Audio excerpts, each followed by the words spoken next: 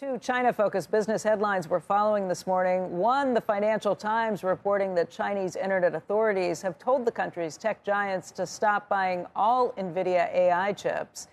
And second, reports say that there is a deal under consideration that would see a new U.S. version of TikTok created with Oracle, venture capital firm Andreessen Horowitz, private equity firm Silver Lake, and other U.S. investors owning 80%.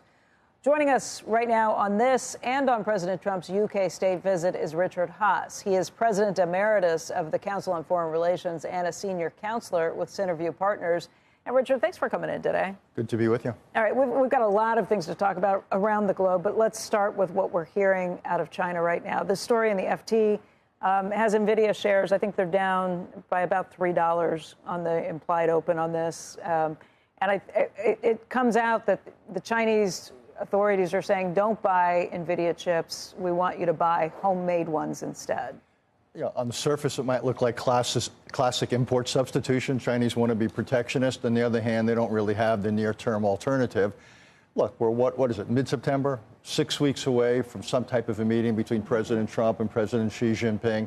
Whether there's actually a summit is still being negotiated between the two sides. Right. I assume this is part of the skirmishing, the run-up, the setting of the table for a much larger U.S.-Chinese conversation. Just putting everything out there, dumping everything, like kitchen sinking it, basically. And it's a reminder that, like with rare earths and other things, China has, shall we say, a lot of pushback to complete the game. And that's what Treasury Secretary Bessent told us yesterday. You know, that there was this very big aggressive ask, and now all of this is kind of getting wrapped into it. TikTok is part of that, too. We don't know the terms yet. I'm not sure that anyone does. There's a call that's coming up on Friday between President Trump and President Xi. But I think the big question is still a technical one. Who controls the algorithm? If U.S. engineers are licensing it, will they know, or will it still be a black box that they're licensing? Exactly. There's all the talk about the so-called secret sauce and all that. I don't know the answer to that. That's Chinese so far played very hard to get on that. Mm-hmm. But without that, I'm not quite sure what the deal actually consists of. What do you think overall of the push for an economic deal with China while you still have national security kind of in the background? Obviously, this is something that every administration has had to balance for quite a while.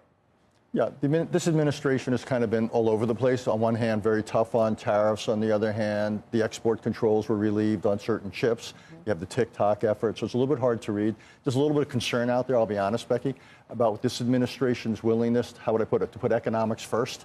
Mm-hmm. And geopolitical concerns might be traded off in order to get what the administration wants, say, to reduce the trade imbalance. So there's a little bit of nervousness out there, less on the economic side, more on the geopolitical side, given the priorities of this administration are so often economic rather than geopolitical. How does that play out geopolitically? Because there has been a doctrine going all the way back to George W. Bush that if you lead with economics, that would bring democracy and other things along the way. Those days are over. The hopes that China would become more democratic, more market-oriented, and more moderate in its foreign policy, the whole argument for engagement and integration, that's over.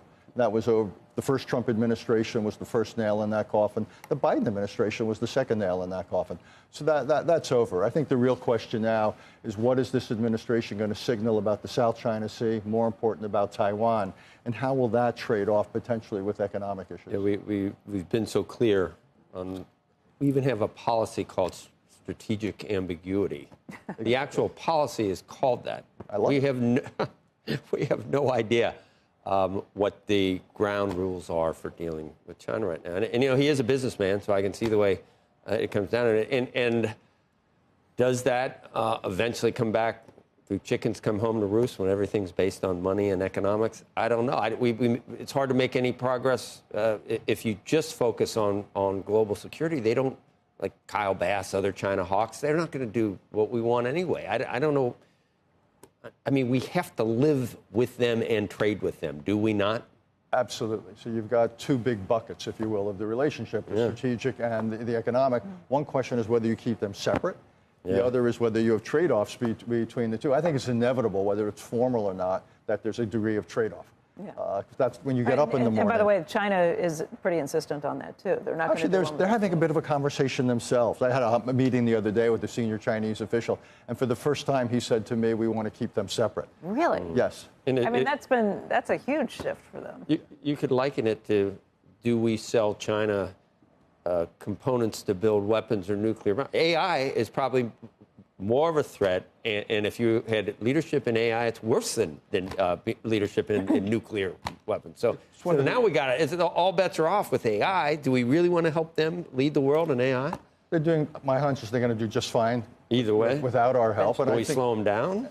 I don't think a whole lot, given the massive investment and the amount of engineers and talent they've got there. My guess is they're going to do just fine. I also think, though, there's probably zero chance you could get meaningful, AI arms control between the United States and China. We're competing for it to exploit it economically that's an argument as well for as not militarily. having any import or export controls on any of these chips. Well, that's in some ways the direction the Trump administration has gone, is be less restrictive. You can't really slow the Chinese down. Rather have our stuff more available so the world participates in a U.S.-led AI ecosystem. That's one of the conversations that's So the end of the world clock is like 9 seconds from midnight now, Richard. Is it going to be nuclear? You probably think it's going to be climate change. Or nuclear, climate change, or AI? What's going to do us in? Hopefully none of the above. I'm voting for D. How about all the above? Come on, lighten up, Joe. No, AI is scary. We should throw in another Wuhan. Sure, biological. Chemical, too. Yeah. Chemical, biological, nuclear. Or you use AI. You use AI to design a virus that kills. Right. It could be, but AI is so interesting because there's such an upside. It's like most technologies. You got to. How do you basically take advantage of the upside and find ways to push back against the downside? Easier to articulate than actually to do, and that's the real challenge with AI. We're out of time, but let's touch very quickly on what's happening in the UK today. The president is there. A lot of business leaders are there. Some of them talking about some major investments in the UK. Is this a special relationship still? No. The UK reduced its significance with Brexit. Its economy has essentially flatlined. So no, it's not really a special relationship. The purpose of this trip is kind of a feel-good trip. But the United States and this British government disagree profoundly on the Middle East, disagree profoundly on Russia and Ukraine. Brits are unhappy with tariffs. The steel talks just fell apart. So no, this is no ally anymore. It's a special relationship. That's the bottom line. The era under this president where allies are treated special in a positive sense, I think that's over. And increasingly, this is a much more every boat on its own bottom, if you will, America first, not allies first. That's in some ways the most basic difference between the Biden and Trump foreign policy is now the lack of specialness afforded to allies. Except for Israel.